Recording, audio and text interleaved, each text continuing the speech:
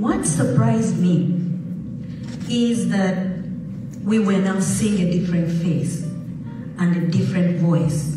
We were seeing a Chagulanyi who spoke what they had lived and who spoke from experience. Bobi Wine ayongedde okulumya Museveni bw'alonchinze firimu ye eya People's President Kabuna Mawanga. Eno firimu bagitambuza amawanga ag'enjawulo nga bagenda bagiraga ku ntimbe gaggadde okulaga abantu biki ebigenda mu maaso mu ggwanga Uganda.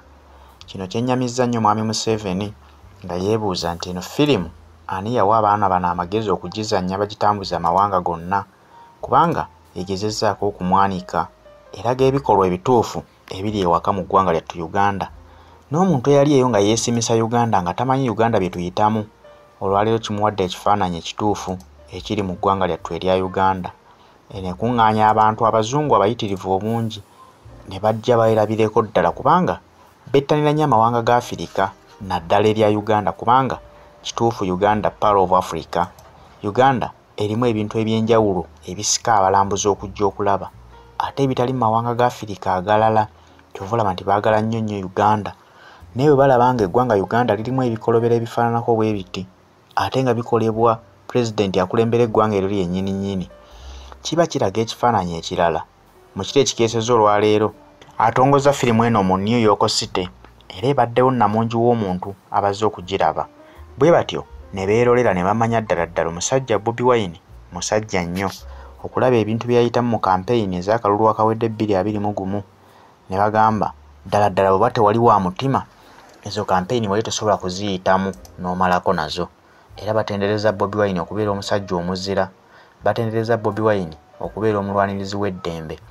Firimu eno ekigendererwa kyayo nkubuulidde nti kyakwanika buzina bwa mwami Museveni ku bikolobero byakola ku bannayuganda bakulembera, era abantu abasinga obungi bagamba nga firimu eyo terina makulu eneeyamba ki, naye era eba eyamba okulaga abantu bali ne bamanya nti omuntu gwe tubadde tudiiringa naye, kubanga tumanyi bulungi nti abazungu babadde beesiga nnyo mwami Museveni olw'okubanga balaba omusajja akuze emyaka naye ng'ate bo balowooza nti bannayuganda bakyamwagala, bamwinamu essuubi, ng'era balowooza nti amawanga ga Afirika gonna gamukkiririzaamu. Lwaki? Kubanga balaba nti ku lukalu lwa Afirika amawanga agasinga obungi gakolagana nnyo ne mwami Museveni, naye nga tebamanyi bakolagana mu kiti ki. Bano bakolagana ne mwami Museveni naddala mu bintu ebya ddiiru. Mwami Museveni ewali okufuna, ewali ebyenfuna waabeerawo, naye ewali ebyemirembe tayagalirawo ddala. Kyova olaba nti anokola nnyo entalo ku mawanga amalala ag'enjawulo. Bw'anokola entalo era amanya budde bwonna ye gwe bajja okuyita atwaleyo amagye atakkakkanya obujagalalo obuba bugudde mu ggwanga eryo. Kati abantu abo bali tebakimanyi, naye olw'okuba nti Robert Kyagulanyi Ssentamu yayingira ebyobufuzi n'asalawo nti ajja kumulabisa paka ku ssaawa esembayo buli muntu aveewo ng'amutegedde ekkala ze entuufu, omulimu guno agukoze bulungi, era ategeezezza abantu nti omusajja gwe mulowooza nti ye muntu w'abantu gwe basinga okwagala, ebikolwa bye bifaananako bwe biti, n'abiteeka ku mmeeza ne babiraba. Kati ge makulu agali mu firimu eno, nabwe gutyo olwaleero nkingiddwa era abantu babaddewo mu bungi ne bajja ne bagyerabirako. Kyokka nga kiyeewuunyisa nti buli mu ggwanga gye bagironkingira ebeerako abalabi bangi, kubanga abantu bagyesunga nnyo. Abaali bamanyi ekifaananyi Uganda kyerimu nga bamanyi kirala. Olwaleero bongedde okutegeera ekifaananyi ekituufu Uganda kyeyitamu. We were now seeing a different face and a different voice. We were seeing a Chagulanyi who spoke what they had lived and who spoke from experience.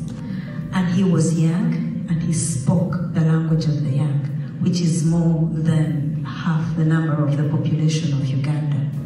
So having someone speak like us and speak for us was something we had waited for so long.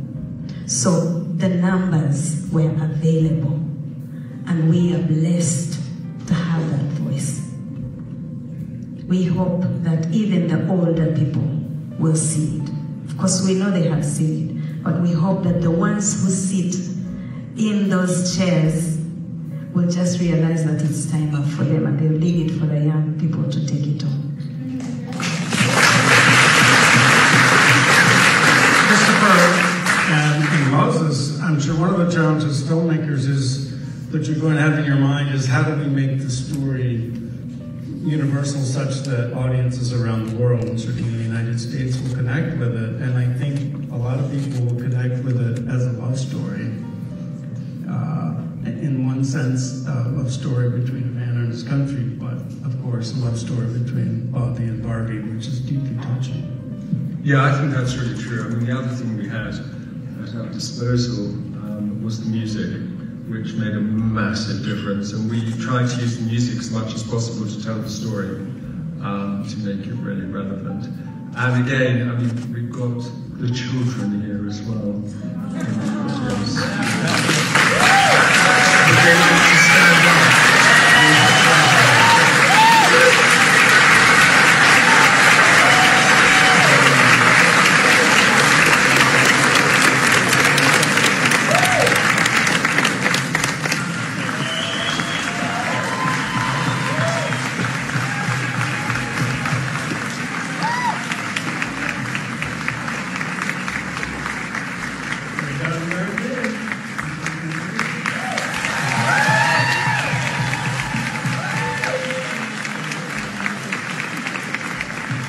Usually sing about around the world, and then he became political. Why? Why did that happen? Why? I don't know. Yeah, I think the transition was as a result of growth and reality. I didn't choose it. It was just a transformation of life. And maybe that's where destiny wanted me to go. Yeah.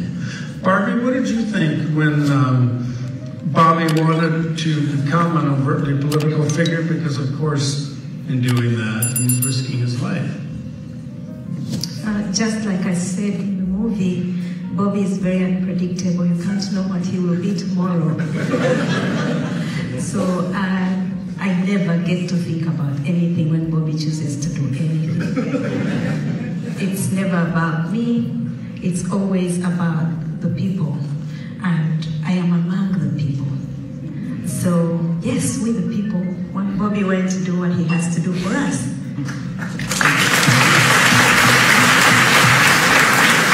Talking about a really important experience you had when you were about age 25. You were already a very successful pop star. You went to a club, thought you were going to have a good time. You showed up in a vehicle that's attracted the attention of somebody who was rather envious of you.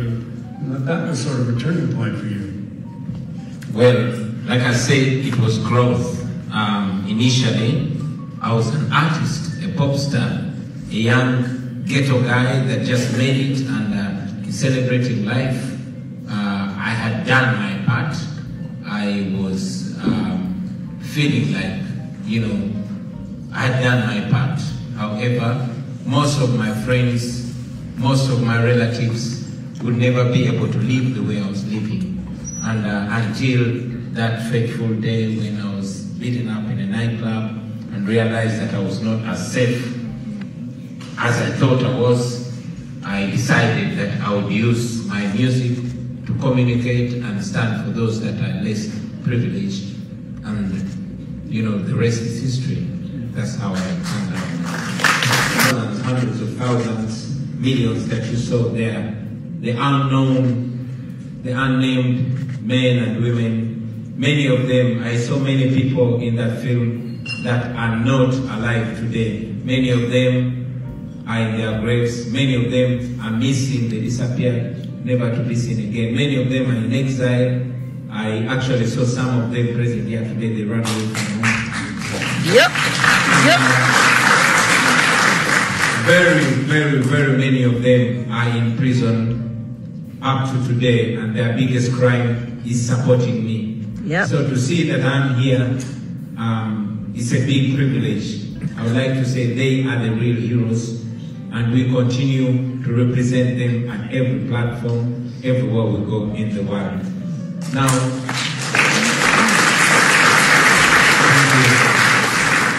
talking about the $1 billion donation that comes to Uganda, to General Museveni every year, that is part of the international aid that General Museveni receives in in terms of military aid and otherwise, that he instead uses to oppress and suppress the people of Uganda.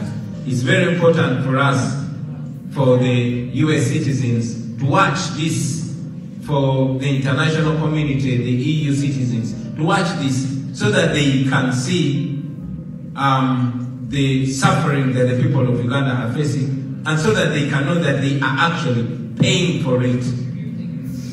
It is the American taxpayer that is sponsoring the murder, the death, and the genocide of our people. We've claimed so much, we've requested so much, and we continue to request to the US government, if you cannot help us, at least don't sponsor our oppressor.